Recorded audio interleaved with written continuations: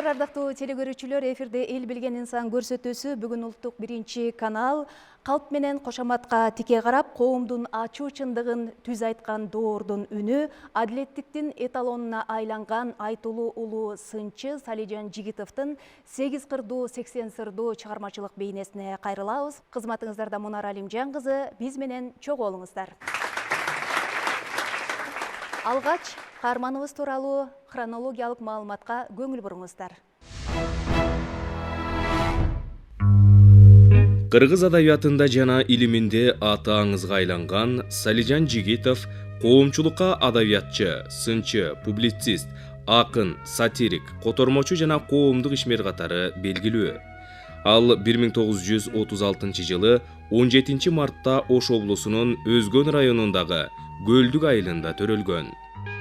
1959 жылы Кыргыз мамлекеттик университетинин филология факультетин бүтүрүп, эмгек жолун мугалим болуп баштаган.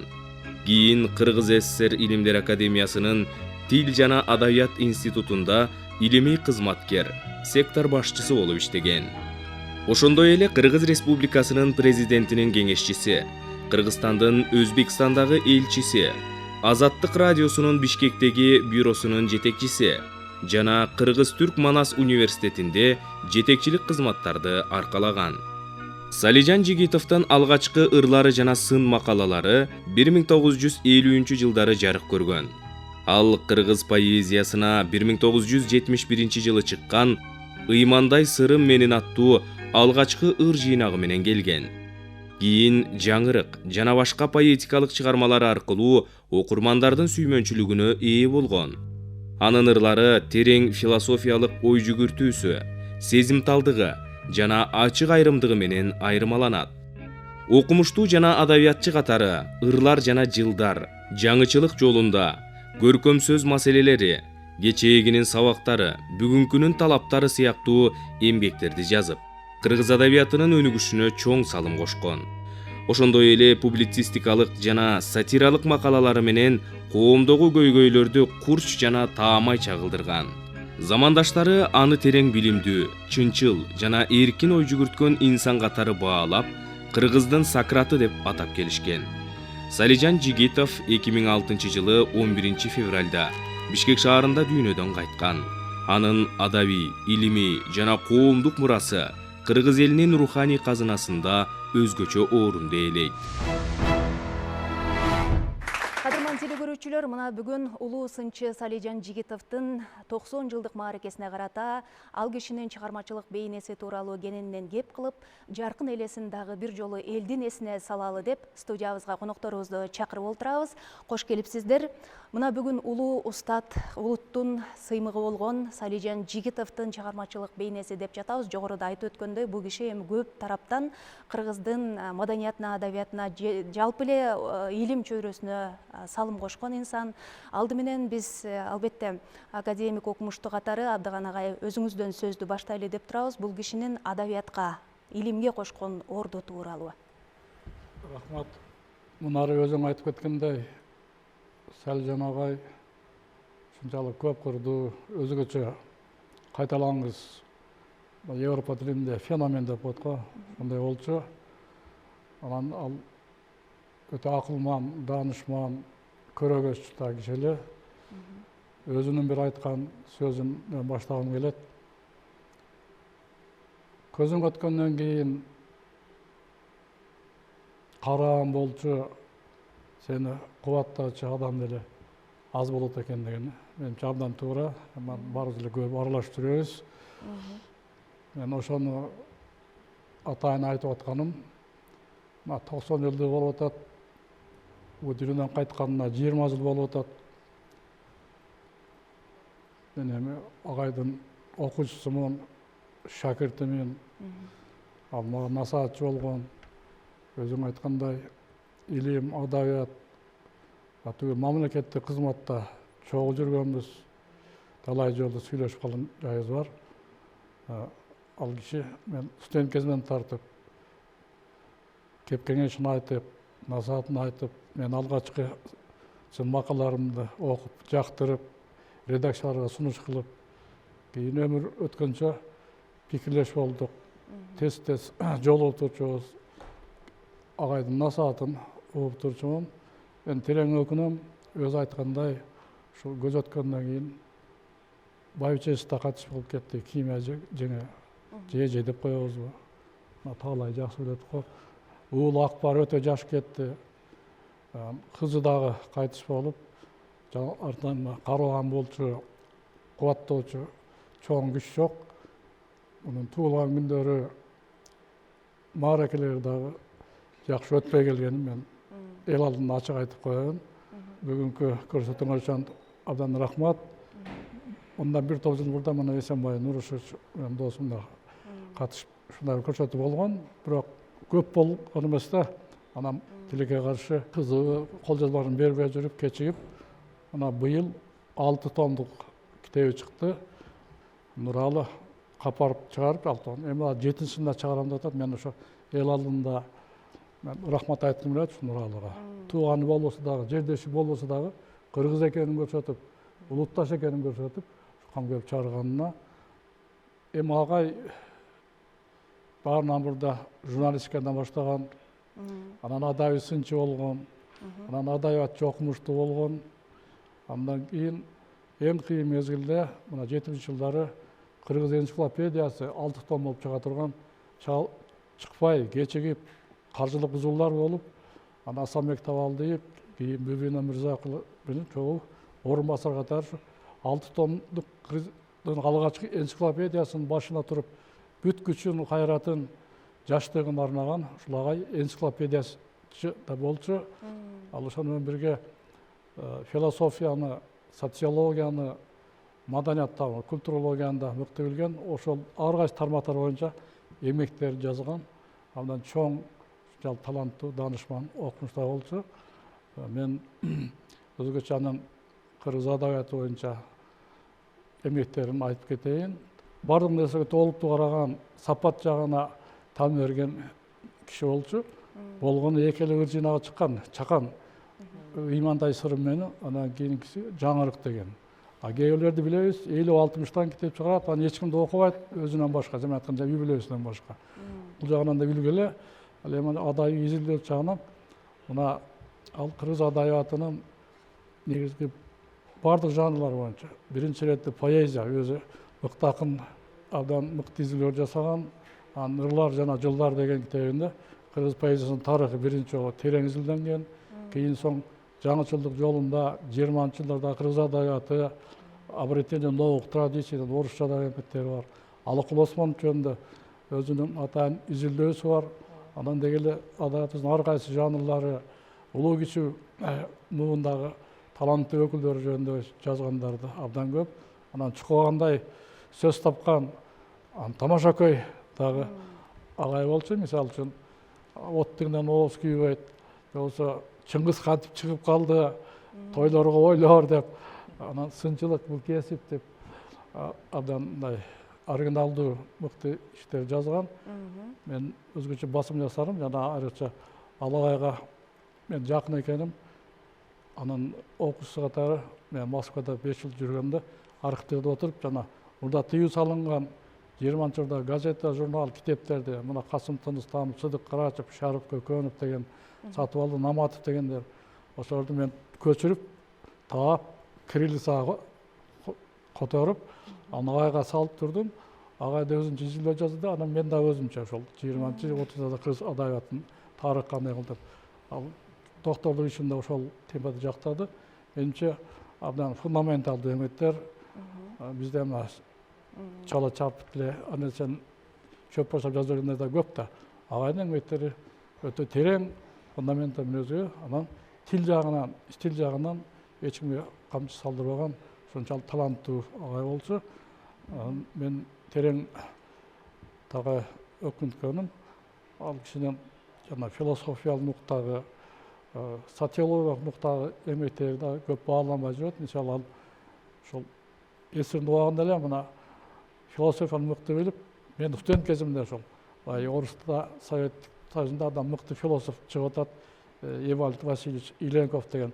Ошону об идеолог деген китебин окусаң деп биринчи мага кеңеш берип, энди окуп кийин философияға мен дагы кишинин таасири менен кирип кеттим.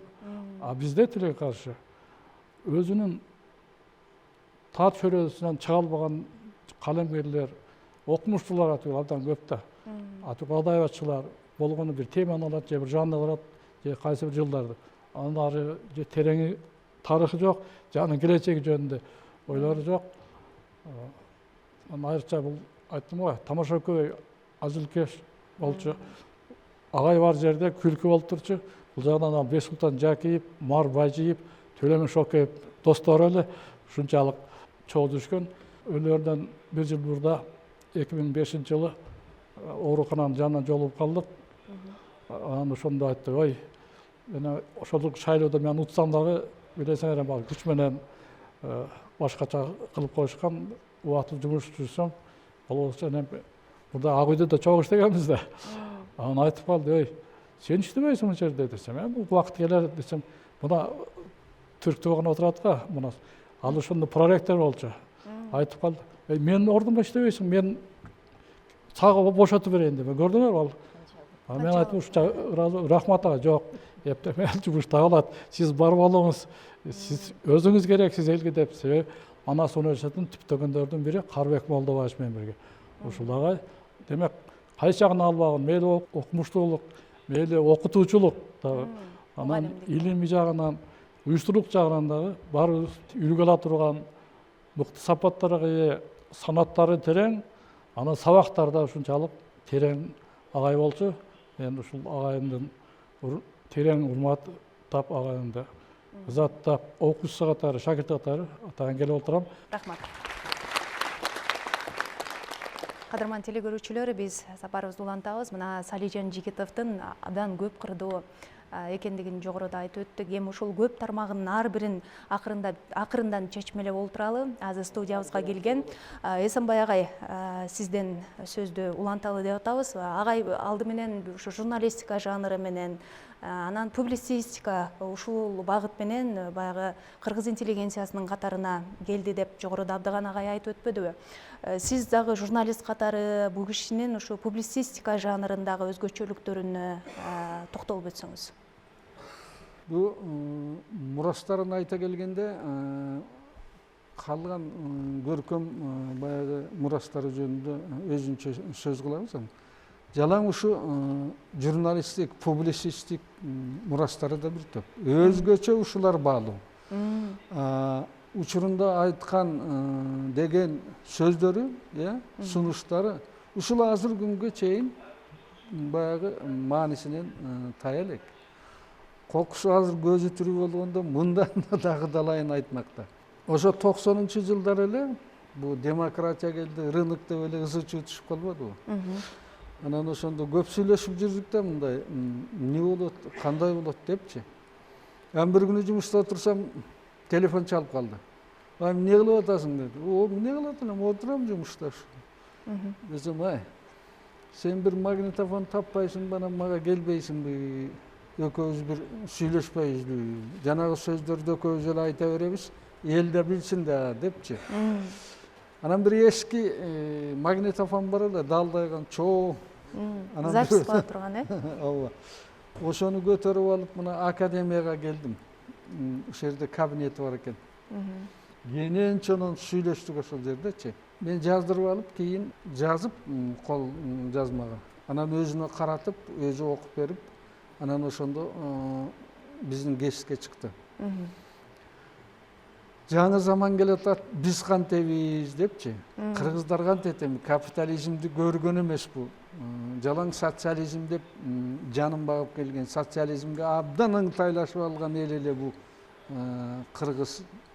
Ашкеби, жамбакты эл эле. Не болобуз эми, кыймылдай албай деп ошондой маселелерди айтканда көп нерселер.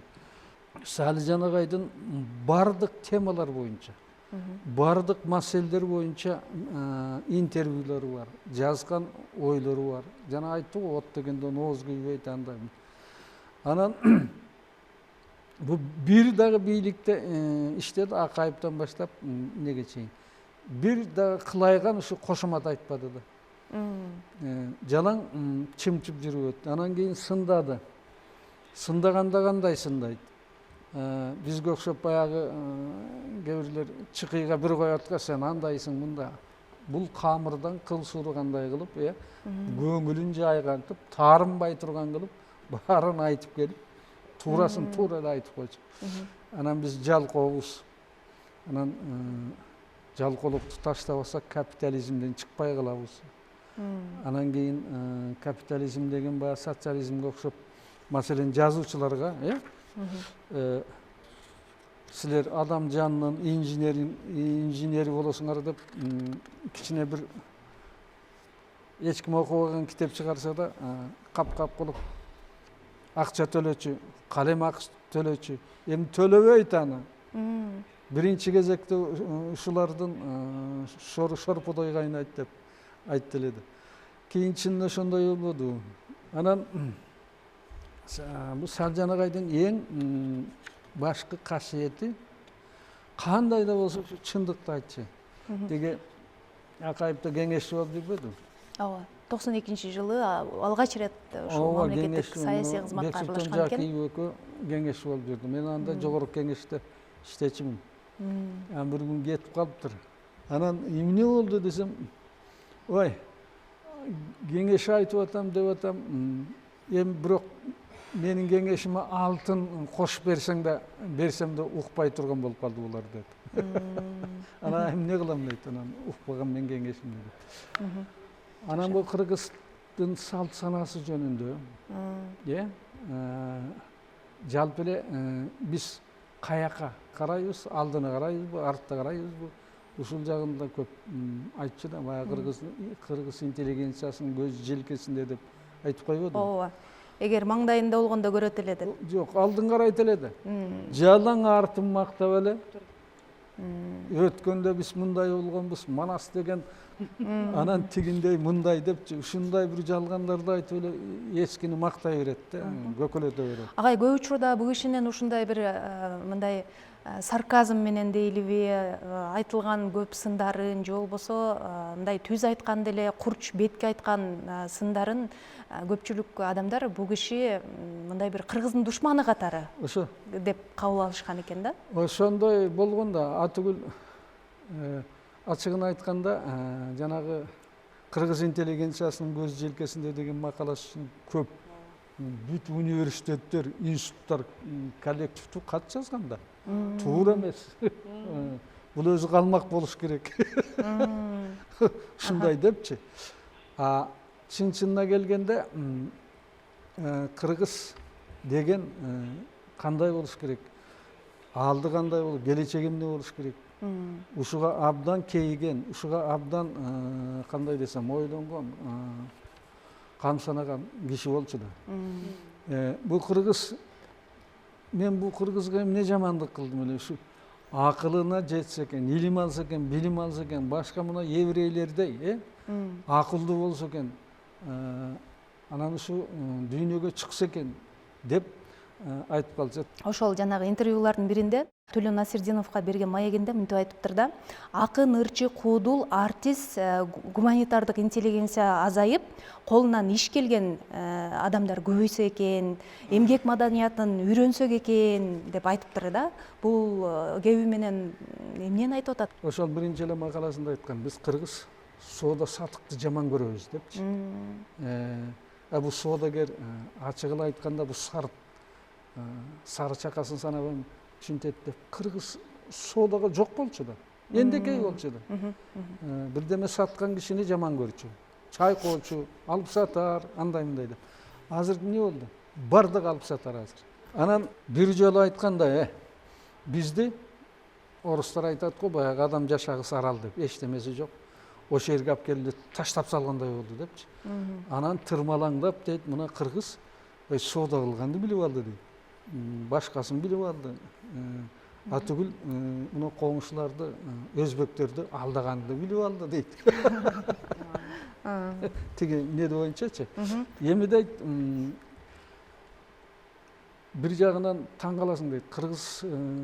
Кыргызга кокус атом бомбасын жаса деп, заказ берсе, бул атом бомбасын да жаса бериши мүмкүн депчи. Бул жеринде эки какшыгы бар эле да. Кандай деген? Какшыгы кыргыз деген оомай эл ооп кетет. Анан кийин жакшы жагы бар. Ошонун жакшы жагын көп албастан жаман жагын көбүрөөк алып коет дегенчи. Анан бул кишинин эң башкысы эмнеси? Каалаган тилеги ушу кыргыз билимдүү болсо деген да. Ушул кыргыз интеллигенциясынын арасында көптүн бири эмес, ошол көптөн айырмаланып өзгөчөлөнүп турган кашкөй, өзгөчө ошо сындары менен кыргыз элинен эсинде калган инсан болуп атпайбы? Анан ушул сынчылыкта, деги эле илимде окумуштуу катары бул кишинин уникалдуулугу ушул өзгөчө билимге ээ болгондугундабы же чындыкты даана алып чыгып көрсөтө билгениндеби, Адил агай? Бул киши мына ар бир доордун улуттун өзүнүн ичинен чыккан бир адамдар болот да. Ошол адамга бир ар кандай касиет болуп, анан элдин арасында оозго алынып, анан жашап калат да. Ошол бул киши так ошондой адам эле да. Бир адамдын өзүндө бир карасаң ташка тамга баскандай бир ыр жазган, эң келиштирип, шөкөттөп проза жазган, пьеса жазган, терең илим эмгектерин жазган, ооздоки театрга чейин өнүктүргөн киши да бул өзү. Анан бир эле ушундай сапаттардын бир личностько чогулуп калышы бул өзү феноменалдуу көрүнүш да. Анан ошо феноменалдуу көрүнүштү алып жүргөн адамды жөн адам деп айтууга болбойт да. Демек ал аны биз гений деп айтканга жол берет ошол сапаттардын бардыгы. Өзүнүн табигый акылы, ар тараптуу илим менен бекемделген ой жүгүртүүсү бул өзүнүн келечегинин образын түзгөн. Өзүндө. Анан өзүнүн бүткүл билимин, интеллектисин ошол келечектеги образды жеткириш үчүн кызмат кылдырган. Мына ошол кызмат, ошондой кылам деген кызмат ал эли жөнүндө, артындагы балдар жөнүндө, улут жөнүндө ар кандай темада айтканга аргасыз кылгандагы ошону байыткан. Ушунун бардыгы ошо келечектеги сонун өзүнүн кыялындагы өзү умтулган немеге алып чыксам деген максатта ошол өзүнүн сөзүнүн, өнөрүн, бүткүл талантын ошого жумшаган. Орустарда мындай бир сөз бар.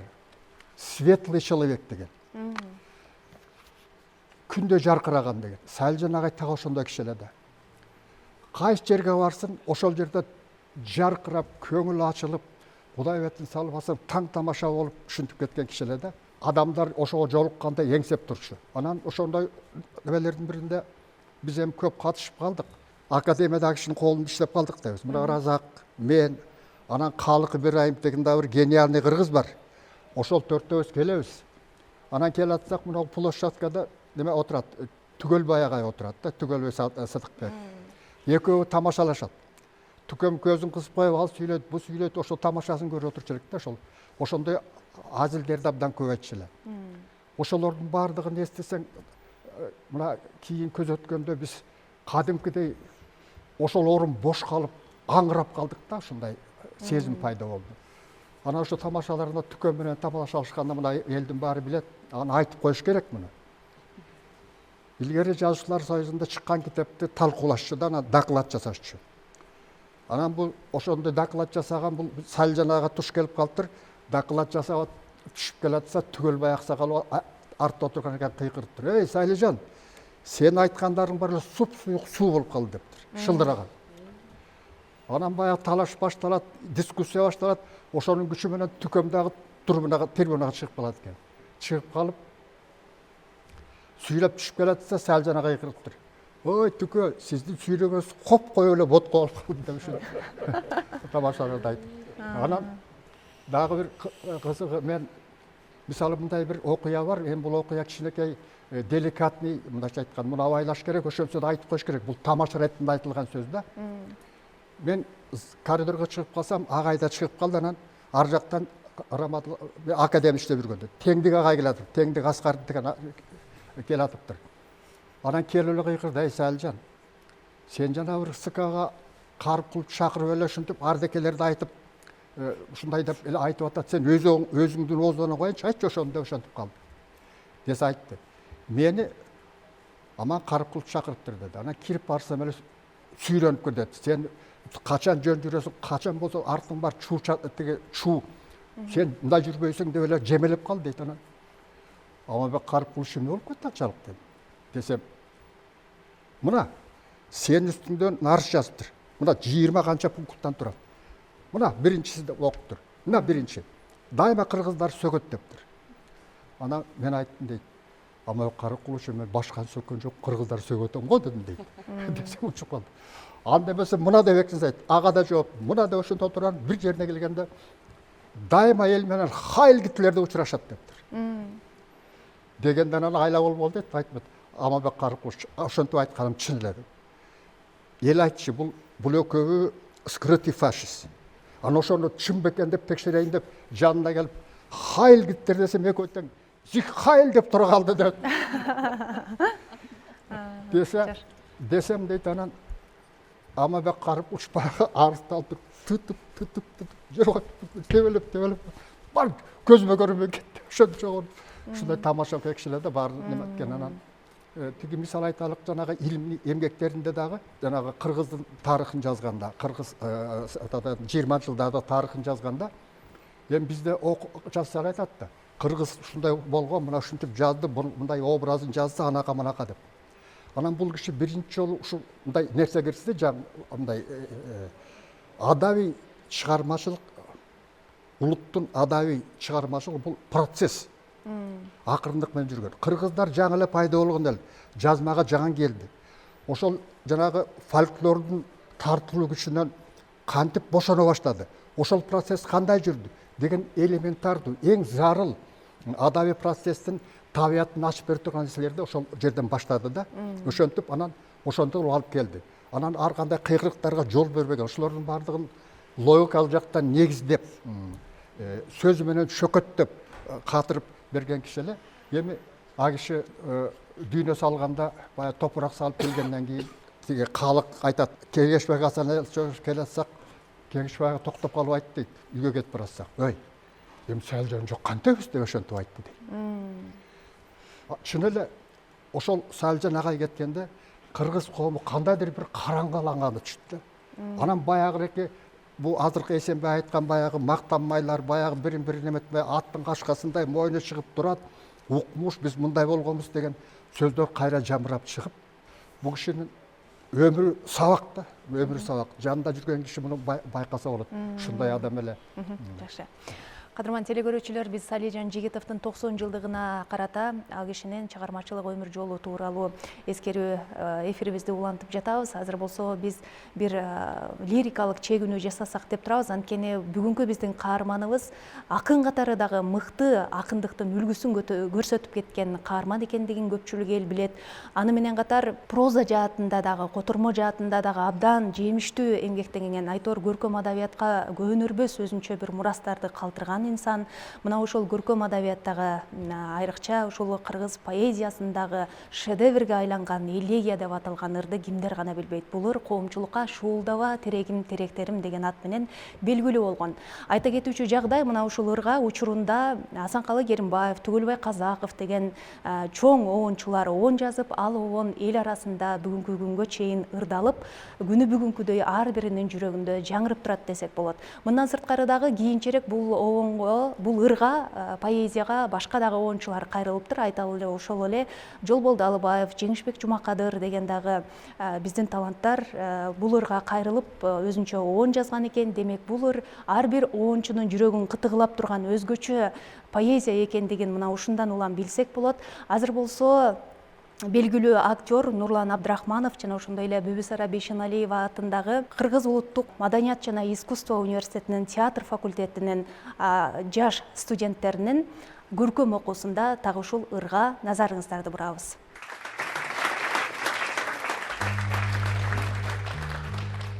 Шуулдаба терегим, теректерим, шуулдаба терегим, теректерим, шуулдаба терегим, теректерим. Уйгу туйгу шамалдуу күз түнүндө уктай албай кыйналам чоочун үйдө. Теректери шуулдап шоокум салат терезеден калдайган тоо түбүндө. Жалбырактар жабыла үн чыгарып, жаны тынбай күйүттүү күү чыгарып, шу өтөт. Качырып уйку кушун шу өтөт. Көңүлдүн тынчын алып. Шуулдаба, терегим, теректерим, шуулдасаң эсиме келет менин. Өткөн күндүн өчүңкү элестери, өмүрүмдүн өкүттүү белестери. Шуулдаба, эсиме келет менин. Шуулдаба, терегим, теректерим. Шуулдаба, терегим, теректерим. Шуулдаба, терегим, теректерим, шуулдасаң ыйлагым келет менин.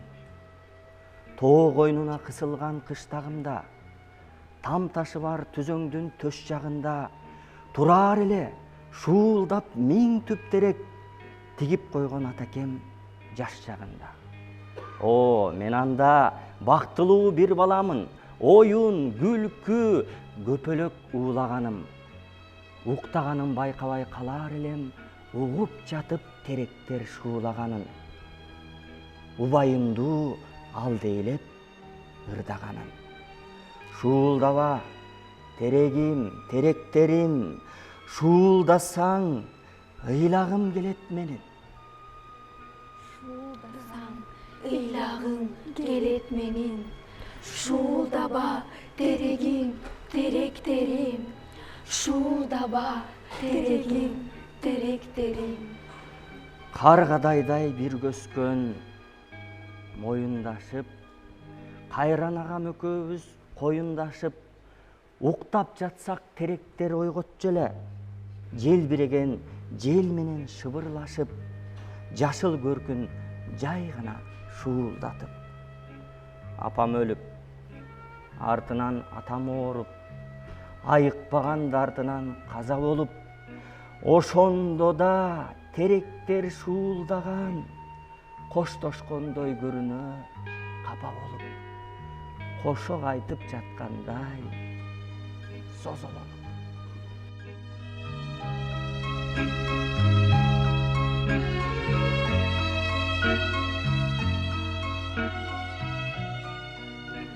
Өтүп барат бул заман зуулдаган, өтүп барат зуулдап улуу заман. Кайрандарым асилер жатасыңар, терек муун укпастан шуулдаган. Кадиги жок болсо да бир өлүшүм, кайсы күнү өмүрүм түгөнүшүн, капар калбай жүрөмүн кайрандарым, терек күүсүн эшитип силер үчүн. Шуулдаба, терегим, теректерим, шуулдасаң ачышып каректерим, шуу үшкүрүп ыйлагым келет менин. Шуу үшкүрүп ыйлагым. Шуу үшкүрүп ыйлагым келет менин. Шуулдаба, терегим, теректерим. Шуулдаба, терегим, теректерим.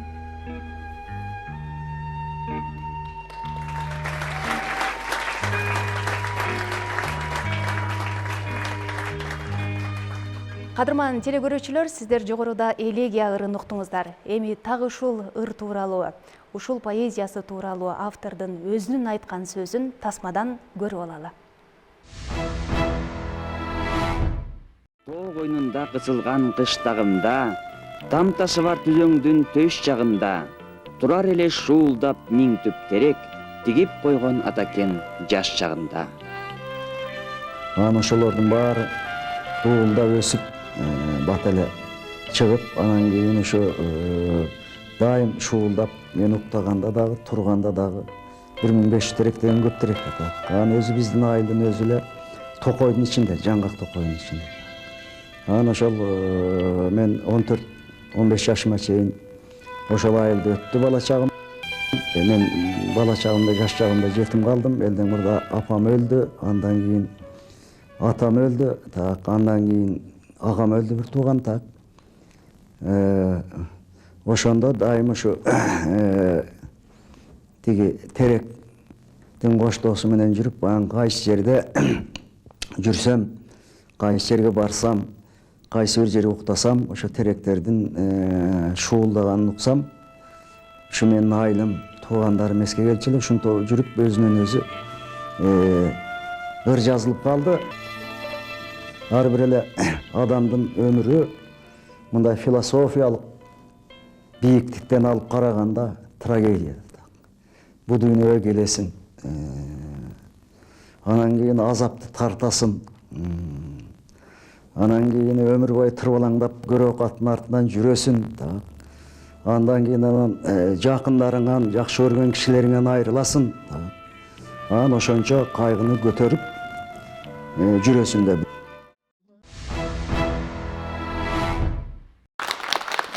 Мына кадырман телекөрүүчүлөр, биз бүгүнкү каарманыбыздын өзүн дагы көрүп, сөзүн дагы угуп алдык. Шуулдаба терегим теректерим деген ыры тууралуу айткан пикирин баарыбыз чогуу көрдүк. Эми Майкөз Дуланталы мына ошол бул кишинин акын катары көркөм адабияттагы өзүнүн калеминин канчалык өзгөчөлүк жана курчтугу кандай экендигин ушул боюнча сурагым келип турат.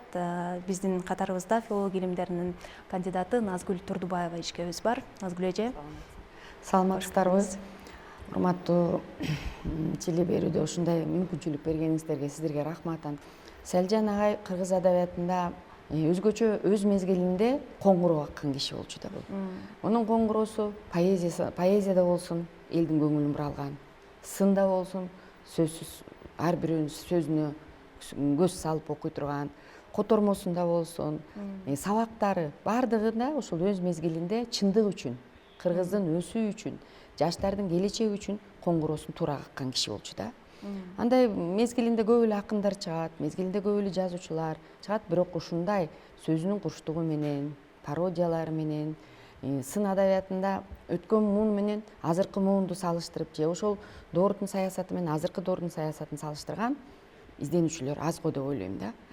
Анткени Селжан Жигитовдун коңгуроосунда ошол өзгөчөлүктөр өзгөчө айтылып атат. Бул дагы бүгүнкү коомдо дагы эскерип атат. Эң башкысы, көзүм өтүп кетсе да эл эмгектен эскерсин деген маселе бул чоң да. Ошол маселенин багытында Селжан агайды айтууга толук татыктуу.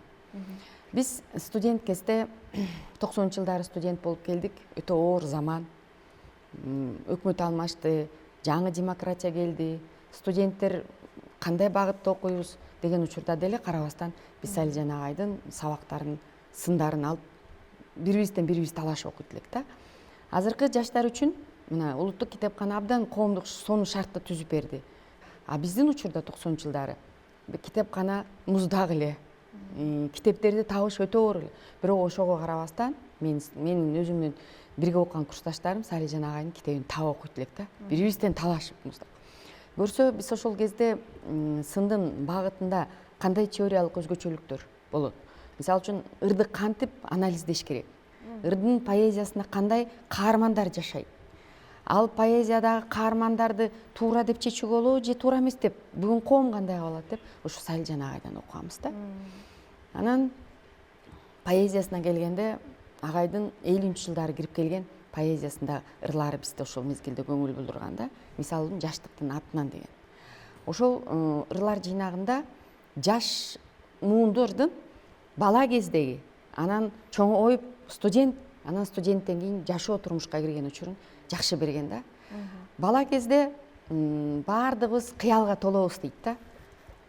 Мекенди сүйөбүз, журтту каалай барктайбыз, ата энеге таазим кылабыз, муун каяка баратат деп түшүнүүгө аракет кылабыз. Ошол мезгилдеги эч бир алмаштыргыс мезгил деген жазганы бар да.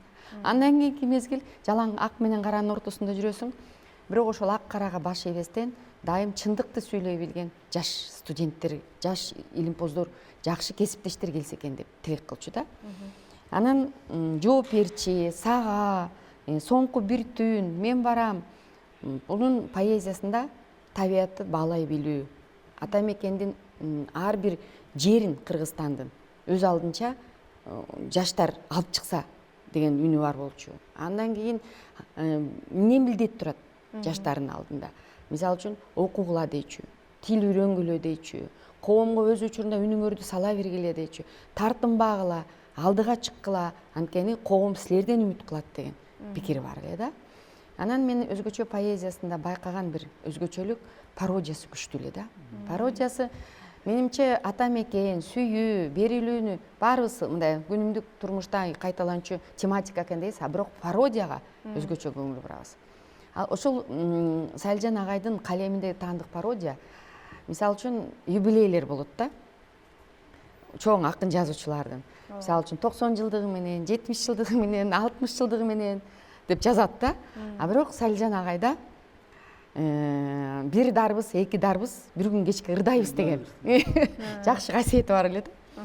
Анан байкасам бул эмне мынтип багай десе, көрсө ошондо агайдын жазганы бар да. Сүйүнбай Эралиевке мисалы үчүн дарбызга саякат, дарбызчы дыйкан. Маселен ошол эле Сооронбай Жусуевка согуш жана дарбыз, мындай тематикасы. Совет Урманбетовка дарбыз жана антигрант деген сыяктуу да, же Рамис Рыскуловго дарбыздык манифест. Таң каласыздар да, Турар Кожомбердиевке жайлоодогу дарбыз, Омар Султановка дарбыздар аралында, Сүймөнбай Байзаковго акын жана дарбыз. Карасаңыздар да, Байдалда Сарногоевго кыргызымдын дарбызы, дарбыз жок, биз дарбыздай болдук деген сыяктуу да. А мунун маанисин окуй келсек, эмне үчүн бул дарбызга ушунчалык символикалык маани берди Салижан агай? Пародиясында күчтүүлүк да. Чын эле акындар жазып атабыз, ырды баамды берип атабыз, а бирок ошонун дарбыздын таттуусундай окурмандар окуйбу деген маани жатыптыр да, бир жагынан караганда. Экинчи жагынан албетте булардын да өзүнүн орду бар. Мисалы үчүн Сооронбай Жусуевдин кийинки жазган акыркы өмүрүндө кеткен поэмалары же чыгармалары бул кайталангыс десек болот да. Ага да өздө ошол дарбыздай да кабыл алалык деген экинчи маанисин бериптир да. Бул жагынан Салижан агайдын мына бүгүнкү күнгө чейин мен дарбыздарды символик образ катары колдонгон пародиясты көрө элекмин деп ойлойм да, окуй элекмин мүмкүн. Андан сырткары Салижан агайда кара сөз түрүндөгү чыгармасы көмүскөдө калып атат. Прозасы. Прозасы изилденбей атат. Бул да келечекте мен ойлойм, өзүм улуттук университетте иштегенден кийин ушу бир магистрант же бир студентке ушул жагын карматыш керек агайдынчы.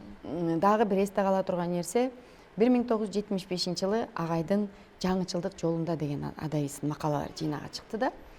Бир күнү мен сабак берип отурсам, студент айтат да, эже советтик идеология деген эмне депчи. Мына кийинки демократиянын доорунда. Салижан агайдын ошол макаласында совет доору бизге эмне алып келди? Кандай жылыштарды алып келди? Билим берүү системасында, маданий социалдык тармакта, тили берүүдө жакшы жазып келсе, бала үчүн түшүнүк эмес экен совет доору.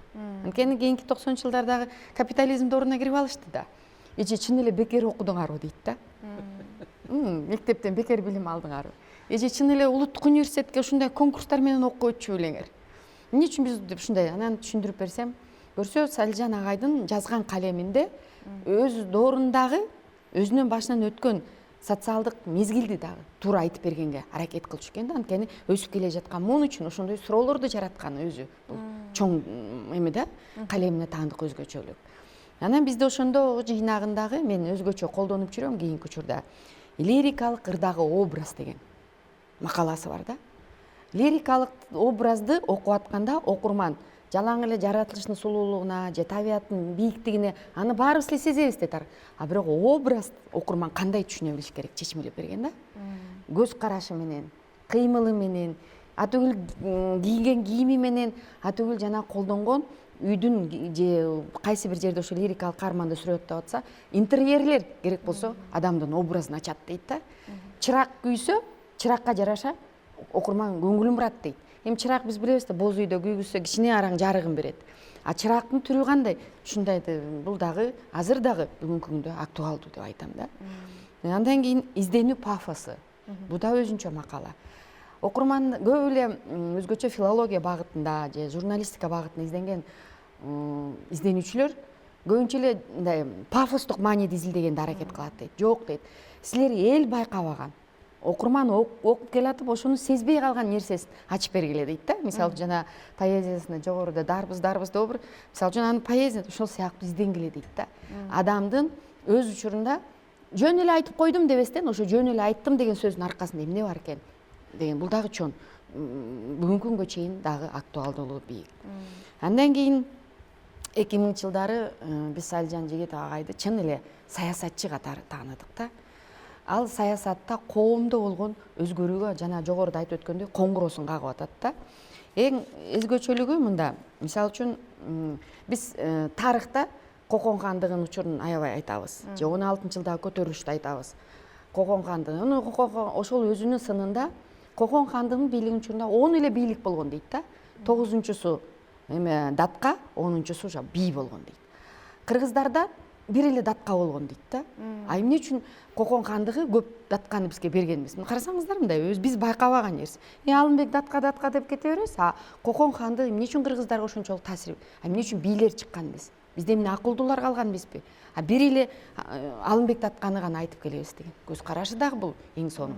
Ошон үчүн 16-жылдагы көтөрүлүштү биз баарыбыз трагедия кабыл алабыз дейт да. Карасаңыздар да калеминде. Ооба, эл кыйналган, Кытайга качкан, бир жагынан орустар кызса, бир жагынан Кокон хандыгы кызса десе, Салижан агай жазып атат. Качат да 3000 кыргызды кырып салса дейт да кыргыздар. Карасаңыздар да мындай. Биз ойлоп жүрөбүз, чын эле тарыхта трагедия. Мына биз Курманжандагы кинотасмасын көргөндөн кийин биз тил толук ынандык. Чын эле ошондо мүмкүн орустарды кыргыздар кырып кетип, мүмкүн ошол дагы саясат. Бу дагы кыргыздын кемчилигине мындайча айтканда баа берген ою бу да кайталангыс. Андан кийин Салижан Жигитовдун мына 2013-жылы Салижан Жигиттин сабактары деген китеби чыкты да. Ошол китебинде агай айтат да, мына демократия келди дейт. Баарыбыз эле эркин сүйлөйбүз, эркин айтабыз деп эле телевиденияны карасак деле, журналистиканы карасак деле элдер демократия деп эле каалаганын айта берди дейт да. Эмне үчүн демократиянын аркасында аң сезимди эске албайт дейт да. Туура айтып атамбы, туура эмес айтып атамбы? Урматтуу кыргыздар дейт да, силер демократия десе эле кыргыздын жаман жагын чукуп же бир саясатчыны баса калбай дейт. Ошо демократиянын аркасында биздин тарыхыбызда эмне окутулбай келатат? Эмне үчүн биз 70 жыл Россияда отурдук, Россиянын карамагында. Ошол карамагын учурунда биз эмнени алып чыга албадык? Ошону алып чыкпайлыбы? Программаны өзгөртпөйлүбү? Адабияттын тарыхын процессин башкача нукта окутпайлыбы? Мурун окутпа деген акын жазуучуларды кайра киргизбей. Бу дагы жакшы жетишкендик болгон да. Билбейм дейт, биздин муундун ээси каяка баратат? Улуу муундун мээсине мындай ити кирип алганбы? Эмнеге деп окусам, мына кеткилери келбейт кызматтан деп. Ошону айтат. 60-70-ке чыгып алып деле улуу муун кичине жаштарды өстүрсөк, школа түзсөк, кадровый рост деген. Бул деген өзүнүн орунда да чындыгында бизде Кыргызстанда азыркы күндө кадровый рост жетишпейт. Аны мойнубузга алышыбыз керек. Школа түзө албай атабыз, үйрөтө албай атабыз. Анткени баарыбыз эле ошол Салижан агай ошол 2000-жылдардын, 2010-15 жылдарда коюп турду ошол маселеничи. Мындай школа түзгүлө, кадровый рост кылгыла, поэзиянын тилине өзүнчө кадр даярдагыла, прозага, драматургияга, кино. Андан сырткары мына телевиденияга койгон бир жаңылыгы бар экен да ошондо. Эме кушкабар дей бериптир да, агай башында кушкабар. Кушкабарыңар токтоткула, жаңылыктар деп баштагыла деп. Мына бүгүнкү күндө биздин телевиденияда Салижан агайдын козгоп кеткен маселеси кетти. Жаңылыктар деп. Жакшы. Кушкабар деп айтып атпадымбы? Ушу кушкабар деген өзү чынын айтканда бул жакшы кабар деген сөз. Жакшы кабар. Жаңылыктар ар кандай болушу мүмкүн ал жакта? Анан кийин демек, ооба Салижан агайдын тилге кошкон салымы дагы өтө чоң экен, өзүнчө бир карай турган баягы пункт экенин. Терминдерди кантип которуш керек, кантип алыш керек, чоң макаласы бар. Ошондой эч ким. Ооба агай, жанагы Назим Хикметти которбоду. Ошол котормосун окуса, мен кээде котормо экенине ынанбай кетем да, анткени жакшы тилди берген да агай. Жөнөкөй. Окуса да студенттер кызыгып окуйт да. Агайдын өнөрүндө котормо жана Пушкиндин чыгармачылыгын, агай, которгондо ырларын. Шундук да. Анан жакшы. Дагы бир агайдын өзгөчө бир кайталангыс баарыбыздын тирүү кезде көз алдыбызга өлүм келгенде кейий баштайбыз да, баягы өлүм келатат. Салижан агай дагы бир акыркы эскерүүсүндө бар экен. Ишембай Абдыразаков жазды ошол макаласын. Экөө тең жүрүптүр, экөө бирге окуптур. Абдыгана Эркебаев ай экөөнүн бир макаласы ошол жерде өлүмдөн качпаш керек дейт да. Агайдынчы баягы ооруп калса анан Ишембай агай барыптыр да, эмне ооруп атасың? Эс албайсыңбы? Мындай десе, чарчадым окшойт, элдин баарында чарчаттым го, өпкөмдө чирип кетиптир. Андан көрө кете берейин, өзүм аркама чириген өпкөлөрдү деп карабайсызбы кандай кудул. Бул дагы бүгүнкү күндө биздин коомубузга аба судай керектүү сабак. Аба судай керектүү сабак.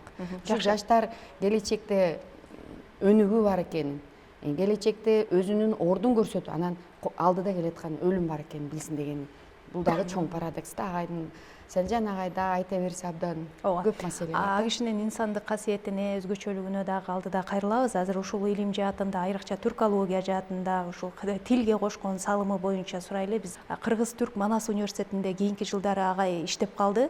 Мына ошол жерде чогуу иштешкен Мухиттин Күмүш агайыбыз биздин студиябызда конокто, түрколог, жазуучу. Агайды сиз алгач тааныгандагы таасирлериңиз жана бул кишинин ушул түркология тил илимине кошкон салымы? Чоң рахмат. Салижан Жигитов дегенде бир гана Кыргызстанда эмес, бүт түрк дүйнөсүндө таанылган, эл билген инсан катары көрөбүз. Мен өзүмдү өтө бактылуу сезем. Себеби биринчилерден кыргыз элинен илимпоз катары тааныган адам Салижан Жигитов. 1991 жылы İstanbul шаарында Мармара университетинде түркология симпозиуму болгондо алфавит боюнча сунуштар болгон. Ушул учурда эң кенче катышуучулардан бири болгонбуз.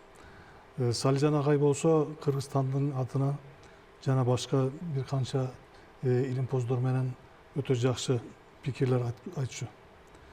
Keyinki жылы, 92 жыл болса Ankara шаарында Төлөгөн Касымбеков жана башка илимпоздор менен катышкан Кыргызстан мамлекети атынан. Ал учурда дагы Кыргызстанды эң жогорку деңгээлде şu агай аркылуу эл башка илимпоздор таанып билди. Себеби Кыргызстан дегенде, Казакстан дегенде, Борбордук Азиядагы боордош өлкөлөрдө кандай илимпоздор бар, акындар бар, жазуучулар бар. Алардын ичинде бир гана Айтматовду тааныган түрк эли.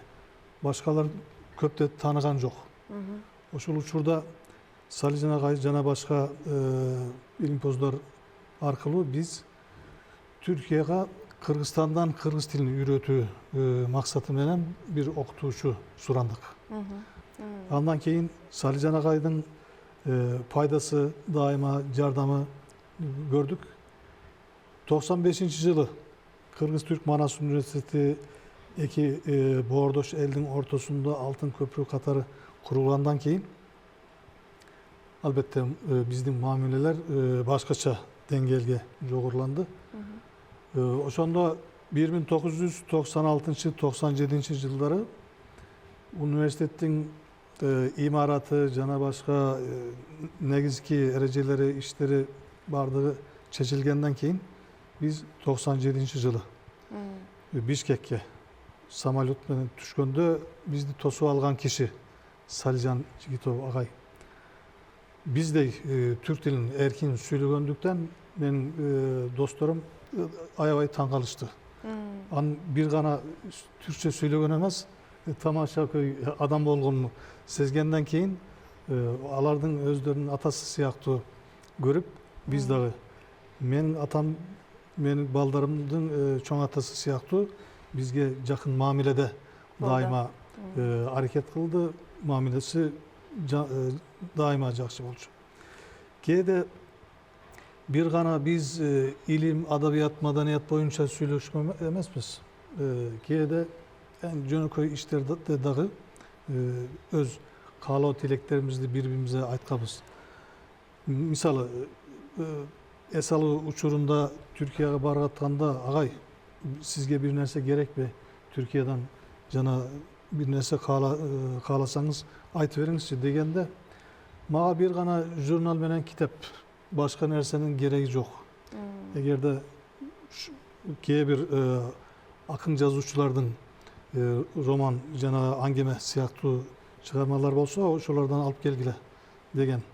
Башка достор болсо, албетте рахат локум жана шекер жана башка нерселер буйртма берчү. Бирок Салижан агай мен үчүн эң жакшы дары китеп деп айтчу.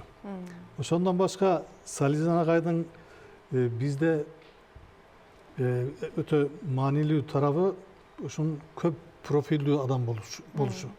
Бир гана адабиятчы, илимпоз же биздин башкаруучубуз катары эмес. Албетте бир жолу мени чакырып, мен ушул учурда чет тилдер жогорку мектебинин директору болчумун. Кыргыз тилин жана түрк тилин үйрөтүү боюнча Алтын көпүрө жана тил башат сыяктуу китептерди даярдап чыктык. Урматтуу биздин доцент доктор Талай Абдиев менен жана Бурул Сагынбаева эжекемиз дагы көп мугалимдер менен иштегенбиз.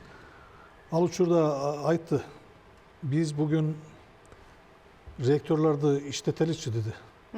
Ал учурда биринчи проректор Ариф Чагылар агай болчу. Ректорубуз болсо Раматлык Карбек Молдобаев. Кандайча биз аларды иштетели десек, көп иштер бирикип калды. Алар дайыма протокол менен жүрөт, жогорку деңгээлдеги мамлекеттик иштер менен алек болот. Бирок биз университеттин ичинде чечилүүчү көп маселелер бар. Аларды алып барабыз деп ректорлорду иштетели деген сөз мага өтө кызык болуп калды. Албетте агайлар, эжемиз дагы өтө көп сөздөр айтты.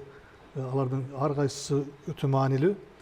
Кыргыз тилин чет тил катары үйрөтүлүшү жана кыргыз маданиятын башка элдерге таанытуу маселесинде үлгү катары көп сөздөр айткан. Аларды биз жазып, алар боюнча агайдын өмүр баяны бизге таасири боюнча бир китеп жазамыз.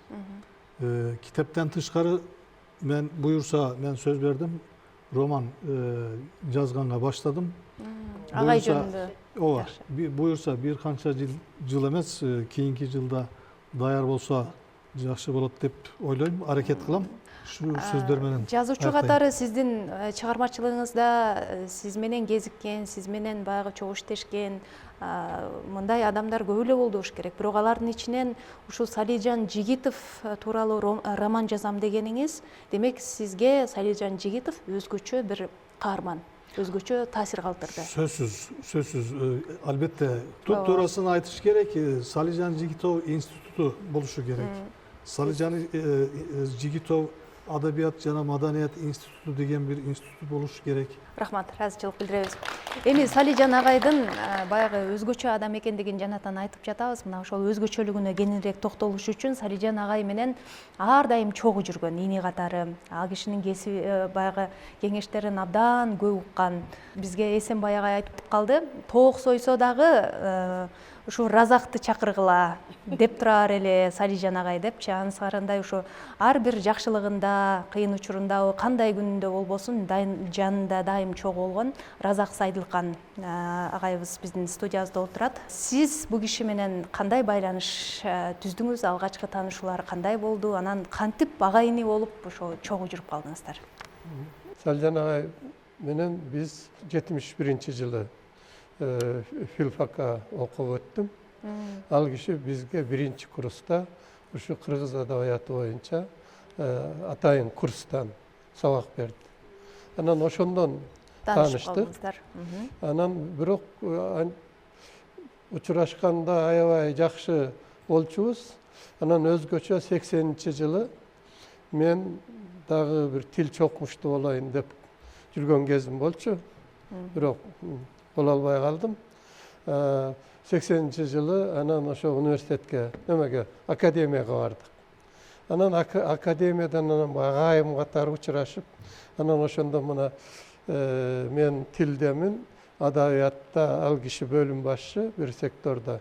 Ошондо Абдылдажан Ахматалиев, мына Абдылаке Калык булар иштейт.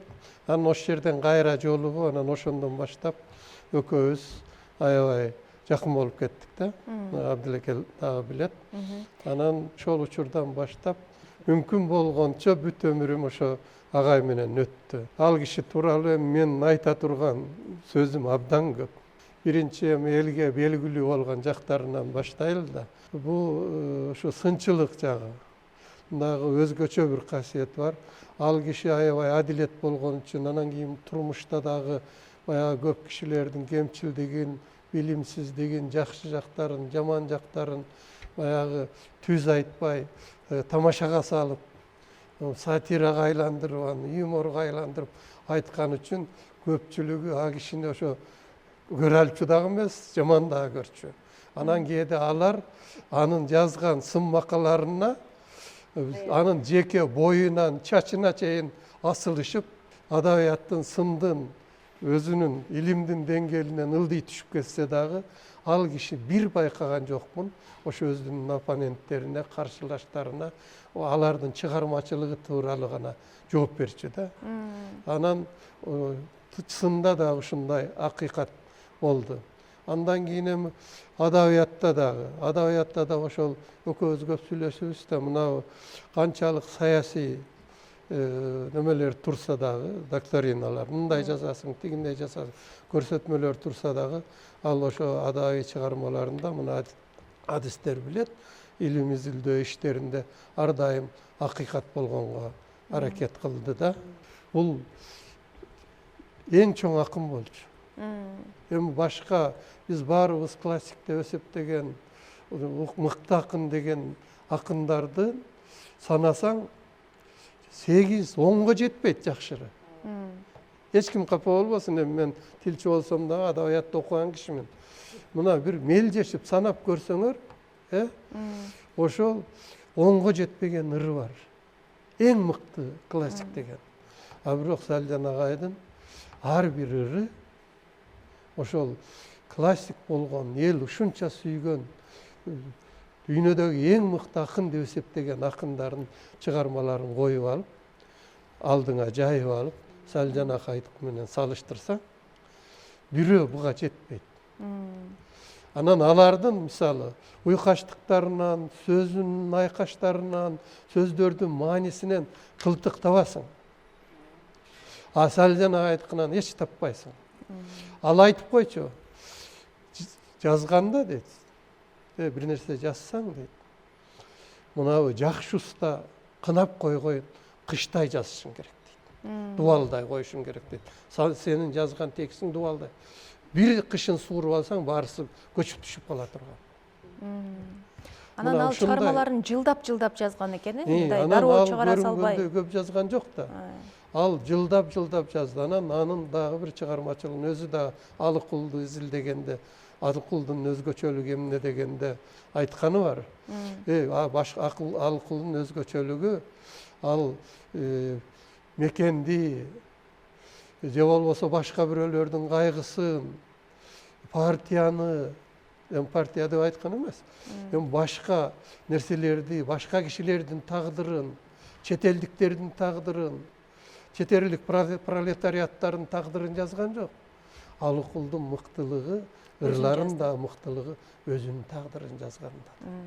Анан Салжан агай дагы ошол жалаң өзүнүн тагдырын жазды. Ошон үчүн могу адабиятчылар биз элге жеткире албай атабыз. Куда буйрса көзүбүз өткүчө балким аракет кылабыз. Ушул акындык жагындагы ошол өзүнүн татыктуу баасын, поэзияны түшүнгөн кишилер баа берет деп ойлойм. Бу киши өмүрүндө бир да жолу китебинин бет ачарын өткөрбөптүр. Бир да жолу элчилеп баягы 50-ге чыктым, 60-ка чыктым деп өзүнүн марекелерин өткөрбөптүр. Ал дагы бир аябай кызык нерсе. Ал киши өзү адам эң жөнөкөй жупуну жасаш керек дейт.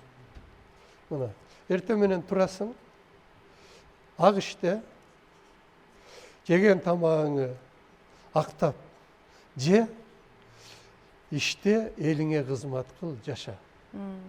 Анан мисалы бул кишинин өзүнүн турмушу аябай трагедиялуу турмушта. Жетим өсүп, атасы өлүп, жанагы ошондон чыккан апасы өлүп, анан агасы көлгө түшүп келип каза болуп, анан ошондон жана шуулдап теректерим терек деп ошону жазып атпайбы.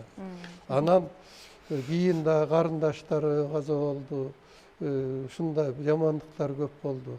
Анан баягы мен дайым барчумун да. Анан ошо кээде кийимеже айтып калчу. Көңүл айтып келебиз деп атат, тигинтебиз деп атат. Бул болбойт, кичине Куран окутуп коелу десек болбойт деп. Анан Салжан агайга мен дагы айтып калчумун. Ушу эми кээде балам оора бербей, ушинтип коюш керек го депчи. Десем айтча Разак. Ушу кыргызыңдын төрөлгөнүнөн өлгөнүнө чейин проблема дейт. Туулмагы дагы өлмөгү да азап деп айтканы бар. Эми кайгы ансыз да менин кайгым жетет өзүмө дейт. Анан элди убара кылып. Эми Куранда деле бар. Куранда деле ошо өлгөндө жана жаназага туруп Фатих окууга жетет экен.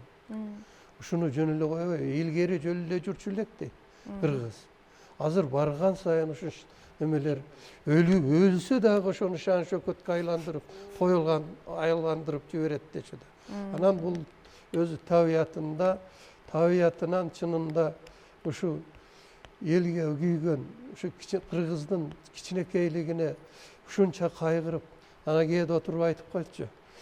Эй, Разак, кыргыз мыкты эл болуш үчүн бир 100 орустун ордуна иштеш керек дейт. Кудай аз жараткан үчүн, аз болгон үчүн 100 орустун ордуна иштешибиз керек. Ошончу. Анан педагог катары дагы такыр башка болчу. Анын касиети эч ким байкабаган ошол балдардын ичинен идиректүүлөрүн. Ошо биз чынын айталы, ошол учурда деле жердешчилик, трибализм деген аябай күчтүү болчу да. Бирок Салжан агай бирөөнү сен каяктыксың деп сурачу эмес. Анан келип идиректүү балдар болсо, анан ошолор менен жакшы болуп, керек болсо тамак алып берип, ошолорду ээрчитип алып, анан Батыр бергелчи, Молдоке деп, бергелчи деп, ошону менен сүйлөшүп, башка мугалимдер карачу эмес да.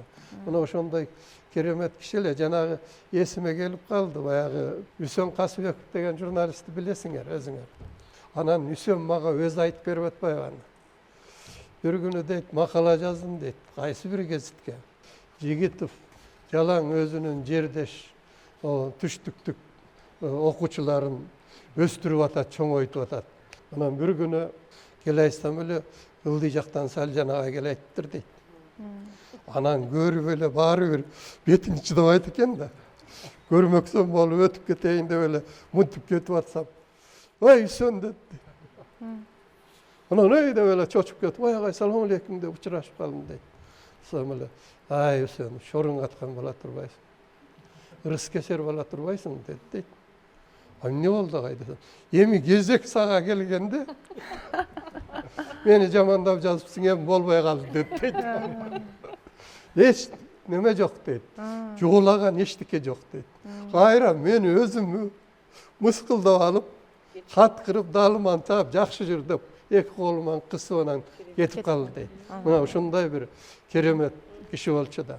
Анан эми болуш үчүн баягы уруучулуктун деңгээлинен көтөрүшүбүз керек. Ал дайым ошондон жогору жүрдү да. Андан кийин эми ошо чыгармачылык эмне жазса, анан өзгөчө бул Салжан агай өзүнүн табиятынан дагы мынча да, бул сатира, юмор дегенди, юмору жок, сатирасы жок эл, бечел эл дечи. Ушуну өнүктүрүш керек. Мен ушуну өнүктүрөйүн деп жанагы Күн тууду деген итикаясы деген немесин жазбадыбы? Анан ошонусу дагы эми өзүнчө бир жаңы бир канчалык деңгээлде экенин адистер баа берет. Жаңы бир деңгээлде, жаңы бир жанрды баштаган болду да. Ыраазычылык билдиребиз. Эми бул кишини айта берсе арбын сөз экен, бирок ушул сиз жогоруда айтпадыңызбы, абдан мындай трагедиялуу тагдырды дагы баштан өткөрдү депчи. Бирок жанатан угуп отурсак, бул кишинин мүнөзү ушул пессимист болбой, ошончо трагедияны баштан өткөрсө дагы мындай оптимисттик маанайда баягы өзүнүн тамашалары менен ошол турмушту жеңе билип, баардык чындыкка тик карап тагдыры менен күрөшкөн адам сыяктуу бизге мындай кийинки жаштарга, кишинин көзүн көрбөй калган кийинки муунга ушундай бир бейнеси тартылып жаткан кези, эми бул кишинин шакирт таптоодо, мугалим катары мыкты экендигин жогоруда айтып өттүңүздөр. Дагы дагы бир түздөн түз этегин кармап эрмешип жүргөн шакирттеринин бири Таалай Абдиев бизде конокто, филология илимдеринин доктору. Мен 89-жылы февралдын башында Илимдер Академиясына стажер изилдөөчү болуп келип калдым. Анан мен Салжан жигит Таба дечимин, анткени туугандыгыбыз да бар. Анан ал киши келер эле мага кабинетин бошотуп берип, китепканасы ошол жерде экен. Мен адегенде айттым, жатаканага эле чыгайын десем, ай Кудай урган, сен окуган жериң ош болсо, тергениң пакта болсо, жегениң самса болсо, сенде кандай билим болмок эле? Ал кабинеттен чыкпай отуруп оку. Анан азыркыга чейин көз алдымда турат.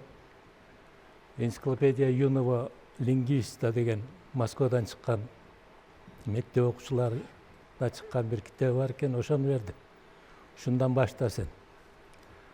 Анан адегенде таарындым, эми мектеп окуучуларынын окуу китебин бер, мен деле жамандыр жакшытыр бүттүм да деп. Анан жогорку билимим бар деп. Бирок окуп көрсөм чындап эле сонун китеп экен да. Кийин көрсөм өзү да ошондой китептерди көп окуйт экен. Бир жолу сүйлөшүп отуруп айттым, мен кесип тандаганда жаңылган экенмин. Адабиятчы болбой, мен тилчи болсом болмок экен. Эмнеге десем, тил илими деген бул так илим турбайбы көрсө. Адабият илими бул буйлалаган төө сыяктуу, кайда жетелесең кете берет экен. Субъективдүүлүк көп экен, деп ошентип айтты эле. Анан чындап эле баягы теориялык маселелеринен да аябай муну биздин жазуучулар, акындар билбейт. Ал киши тил илими боюнча аябай күчтүү болчу. Кийин Манаста иштеп жүргөндө 2001-жыл болсо керек эле кыргыз тил мугалимдеринин конкурсу болуп, анан бир 30 чакты, жандан деле көп беле эсимде жок, кыргыз тилчи катышты. Мына Мухиттин досум отурат, билет. Анан төрагабыз Салжан агай. Анан келген баарынан эле тил дебиминен айтабыз, кеп дебиминен айтабыз. Сәссүр ушул боюнча эмне деген деп сурап атат баарынан. Кудай уруп бири дагы билбейт экен да. Анан аябай жини келип, башка жарыялайбыз. Булар болбойт. Биз жалдырап атабыз, сабактар башталып калды, убакыт жок. Эми ушулардан ала берели деп атып аран көндүргөнбүз. Анан бул киши чындап эле кайсы кырынан карабагын өзүнчө куулуп турган бир көөр таш эле, бир жантел сыяктуу киши эле деп айтканы бар. Чындап эле бул кишинин ошол тилге болгон, сөзгө болгон мааниси укмуш болчу. Ал киши катаны көргөндө чыдап тура алчу эмес, чындап эле. Баарын оңдоп, жанагы бир жылдары орфографиялык эрежелердин боюнча бир талкуу болуп, ошого жазган бир макаласы бар. Анан баш жагында эми мен адабиятчымын, бирок тил менен нан таап жеп жүргөн киши катары өз оюмду ортого салайын деп атам деп жазып туруп, анан бул эрежелерди иштеп чыккандардын ичинде Эсенгул Абдуллаев бар деп туруп, анан кашанын ичинде орфографиялык эрежелер боюнча Абдулдаев эмес, Абдулдаев болуш керек эле. Бул эми башка маселе деп ал кишини да чымчып кетти. Жакшы. Анан ал кишинин жүргөн турганы өзүнчө тамаша болчу. Бирөөнү эле айтып берейин, мына Мухиттин досумдун кабинетинде отурсак, ал киши проректор болчу, келип калды. Анан чай ичип отурсак, түрк мугалимдер арызданып калышты. Салжан агай, бул жердин полиси милицияны айтып атат. Эмне деген полис? Көчөгө чыксак, өзүбүздү токтотуп акчабызды алат. Машина менен чыксак, машинабызды токтотуп акчасын алат. Кандай десе, мен уялып эле башым шылктай түштү. Эми эмне деп айтар экен деп десем, Салжан агам, эми ал ысталактарга Акаев 400 сом айлык берип калган Мухиттин мейден алып аласың десе, алып атам да. берип тургула эми. Ошентип баарыбызды күлдүргөн. Бул кишиге айткан ошондо жакшы. Айтор бул кишинин ар бир баскан турганын аңыз кеп кылып айта жүрүү сиздердин өзгөчө ушу жанында жүргөн шакирттеринин парызы экен. Мына сиздердин айтып берүүңүздөрдө бүгүн биз ал киши жөнүндө дагы кененирээк биле алдык деген ойдобуз. Айтканда бул киши биздин улуттун, биринчи улутуна кыйын, абдан кыйын замандарда жашабадыкпы. Анан ушул заманда ошо улуттун тагдыры деп ойлонгон жалгыз интеллигент болду. Бул киши биздин абирибиз болду. Анан тарыхта өзү мындай жөн айта албаган сөздөрүн тамаша менен улутуна жеткирип, юмор менен жеткирип, ушундай аракет кылды. Барсынчы. Менимче бул Салжан агай ошо биздин Кожо Насирдин азыркы замандагы, Жеренчи Чечен, Алдар Көсө сыяктуу бир улуу бир данышмандарбыз. Анан кийин бул өзү турмушта өлүмгө дагы жана айтып кетпеди.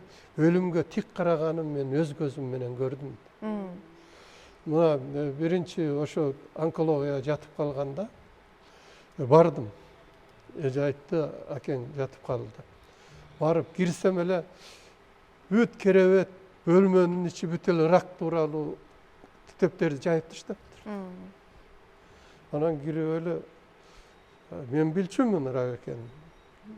Анан жайып, анан мунун баарысын эмне жайып таштасаңыз десем, айтат, бул оору. Ооруган кишиден дагы көргөнү келген кишилер жаман коркутат экен. Өзү билеби, билбейби деп эшиктен кирип келе айткандагы кебетелерин көрүп жүрөгүм түшүп калат экен. Мен өлөмүн, булар өлөбү деп. Анан ошон үчүн олар жайып койдум дейт. Буну көрүшүп анан билет экен дешип анан жакшы сүйлөшүп калат деп. Анан ошо акыркы көргөнүм 95-жылдын 21-декабры болду. Мен Түркияга кетмекмин көп мезгилге. Анан саат 3'te uçmak elem түнкү. Анан саат 6'da бардым кечинде. Бирге чейин отурдум. Анан ошондо анан айтты, Разак бул оору жаман экен, меники болсо бүт денеге таркап кетти.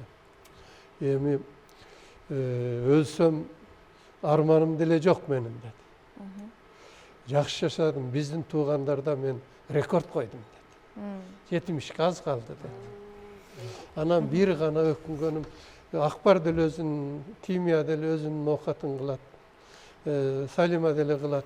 Ушу бир гана нерсем, ушу могул Советтер Союзунун учурунда идеологиянын немесинде жасап, мына адабият таануу боюнча бир нерселерди жаздык дейт. Ушу эми мурдакысын билбейм, ушу өмүрүм жетсе, ушу Совет доорундагы кыргыз адабияты деп баягы идеологиясыз бир неме жазып коеюн дедим. Ушул калды деди. Анан экинчиси деди, мына кыргыз тилем кичинекей тил. Биз ушул котормодон байыбыз. Анан кийин ушу кыргызчага кантип которуш керек деген бир китеп жазсам деп ойлоп жүрдүм эле. Анан жанагы сатира жанрын өнүктүрөйүн деп ошол жанагы күн тууну улансам деген бир жакшы роман жазайын дедим эле. Ал калды деди. Анан мына кыргыз стиль деген маселени билбейт деди. Сөздүн стили. Бул биздин жогорку стиль, төмөнкү стиль, публистикалык стиль, кылып кара сөйлөш, ооз эки тил, диалог, эч иши жок кыргыздын деди. Ушулар кандай неметилет деп ушул тууралуу бир китеп жазайын дедим эле. Ушинтип арман айтты. Айтканы бар, Анан кийин эми ал киши өтүп кеттими, ошонун жолун улай турган балдар чыкса деген эле тилегибиз. Рахмат, ыраазычылык билдиребиз. Акырында бир сөз айтып коеюн эми. Мына Салжан агайдын 90 жылдыгында 7 томдугу чыкты. 8 эми дагы калган катканы дагы чогултуп чыгарам деп атат. Бул китептердин тагдыры да кыйын болду да. Бир 5-6 жыл мурда эле чыгып кетмек эле. Анан мына чыгат, анан мына чыгат деп басмага даярдап койгондо айнып кетишип. Юридикалык укук.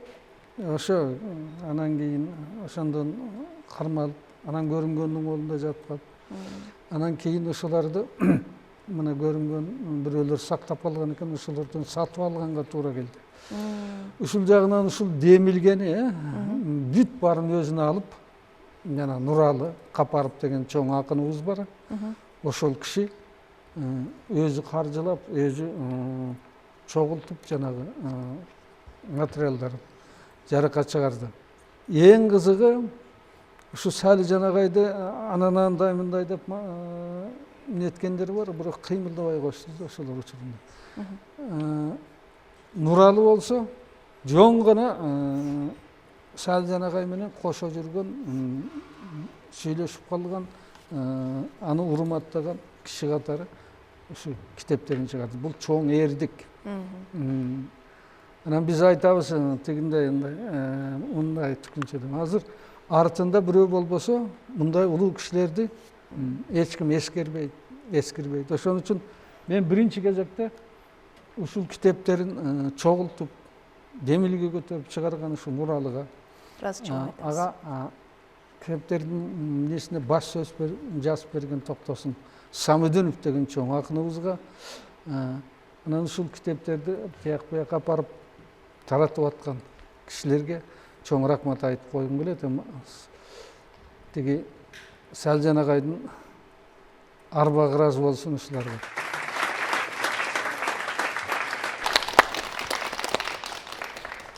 Алтын канча жыл жер астында жатса да аны эч качан дат баспайт экен. Ошондой кыргыздын маңдайына жаралган бир алтындай, каухардай болгон Салижан Жигитовдун жаркын элесине арналган эфирибиз дагы соңку мүнөттөрүнө келип жетти. Эгер ал киши арабызда бар болсо, болгону 90 жашка чыгып, бүгүн мына ушул 90 жаш торколуу тоюн белгилеп турмак экенбиз. Бирок тилекке каршы ажал улук экен. Мындан 20 жыл мурда арабыздан келбес сапарга кете берген Салижан Жигитовдун арбагын дагы бир козгоп алдык окшойт. Эми студиябызга келген жалпы конокторубузга ыраазычылык билдиребиз. Сиздер менен кайрадан жолугушканча деп, кийинки эфирлерде көрүшкөнчө деп коштошобуз. Студиябызга келген жалпы колдоочуларга, студенттерге дагы ыраазычылык билдиребиз.